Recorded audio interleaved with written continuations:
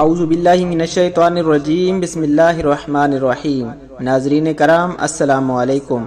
پیارے دوستو، ایک مرتبہ نبی رحمت صلی اللہ علیہ وآلہ وسلم کی پیاری ذات پہ درود پاک کا تحفہ بھیج دیں۔ پیارے دوستو، آج ہم آپ کو ایک عقلمند اور نہایتی دانا غلام کا واقعہ سنانے جا رہے ہیں۔ واقعہ سننے سے پہلے اگر ابھی تک آپ نے ہمارے چینل کو سبسکرائب نہیں کیا تو اس طرح کے دلچسپ اور معلوماتی واقعات سننے کے لیے ہمارے چینل کو ضرور سبسکرائب کر دیں۔ ویڈیو اچھی لگے تو ویڈیو کو لائک اور شیئر ضرور کریں اور اپنی رائے کا اظہار کامنٹ سیکشن میں ضرور کر دیا کریں۔ پیارے دوستو، پرانے زمانے کے ایک بادشاہ نے غلاموں کے بازار میں ایک غلام لڑکی دیکھی جس کی بہت زیادہ قیمت مانگی جا رہی تھی۔ بادشاہ نے لڑکی سے پوچھا، آخر تم میں ایسا کیا ہے جو سارے بازار سے تمہاری زیادہ قیمت ہے؟ لڑکی نے کہا، بادشاہ سلامت، یہ میری ذہانت ہے جس کی قیمت طلب کی جا رہی ہے۔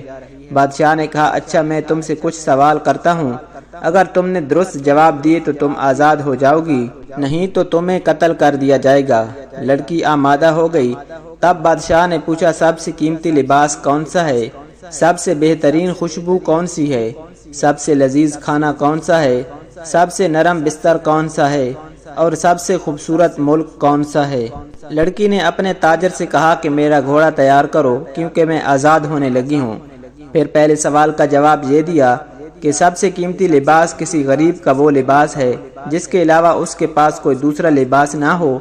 یہ لباس پھر سردی، گرمی، عید، تہوار ہر موقع پر چلتا ہے۔ سب سے خوبصورت خوشبو ماں کی خوشبو ہوتی ہے، بھلے وہ مویشیوں کا گوبر دھونے والی مزدور ہی کیوں نہ ہو۔